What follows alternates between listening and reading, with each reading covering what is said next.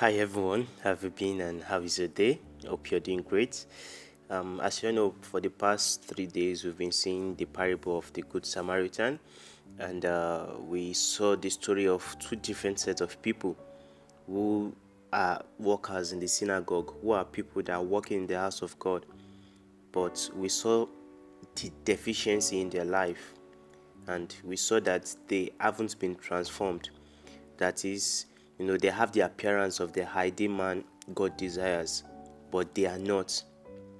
So, what we need to learn, in essence, from this parable is that Christianity is not just about who we profess to be, but also who we are inwardly.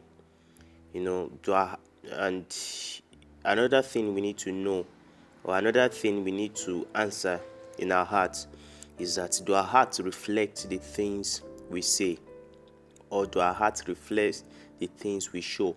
Because Christianity is not just about in service, but in our hearts, the state of our heart. As we saw, a priest and a Levite passed the wounded man, as we saw from the story. They not just passed, but if we read carefully, they even crossed to the other side to make it obvious that they don't even want to help, and they don't want to have anything related with the victim. And as a religious leader, they will claim they love God because of who they are as a high priest and as a Levite.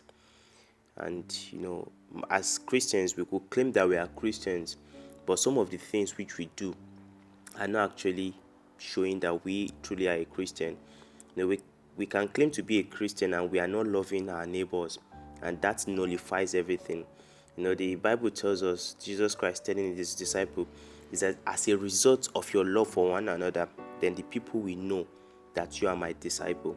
So if you and I lack love, then we can profess to be a Christian, but we are not a valid Christian, because a disciple of God, a Christian, loves one another.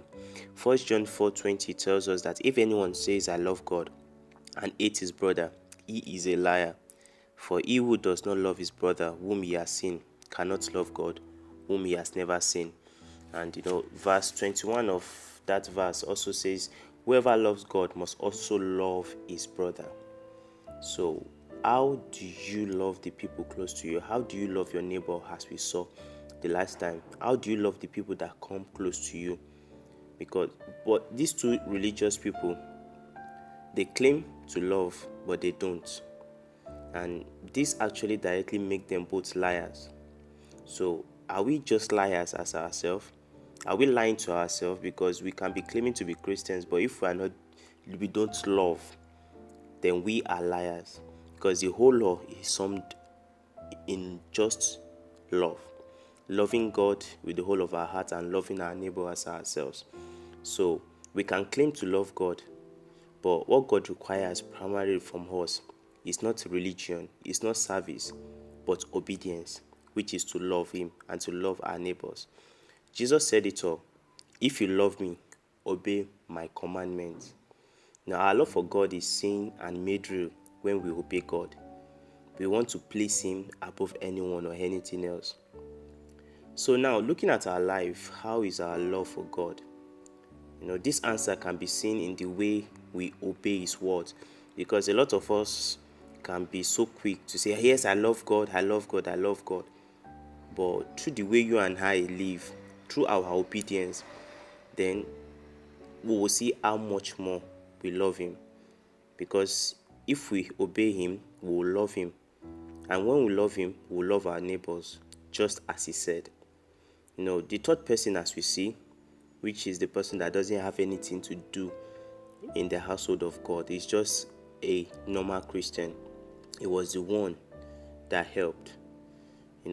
He doesn't belong to a group of religious leaders, but his actions show of his love for his neighbor. Now, when he got there, the man was laying down, and the Bible says he had compassion and went to him. He bounded up his wound, pouring oil and wine. He took him along with him, and he got to the point that the man rented a place for him to rest.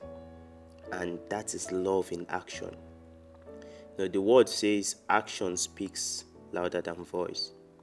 The two Jews that passed earlier on, they were not showing an example of love, and we are to love our neighbor. The Samaritan, the third one, took good care of the victim, paid for his treatment and all. So finally, brothers and sisters, it's not by carrying the tag of I am a Christian, but through our love for all, let's show we are Christian, loving genuinely as we were first loved by God. So if you claim to be a Christian, I encourage and challenge you to love God and love those around you. I pray that God will help us to love genuinely. God bless you and enjoy the rest of your week.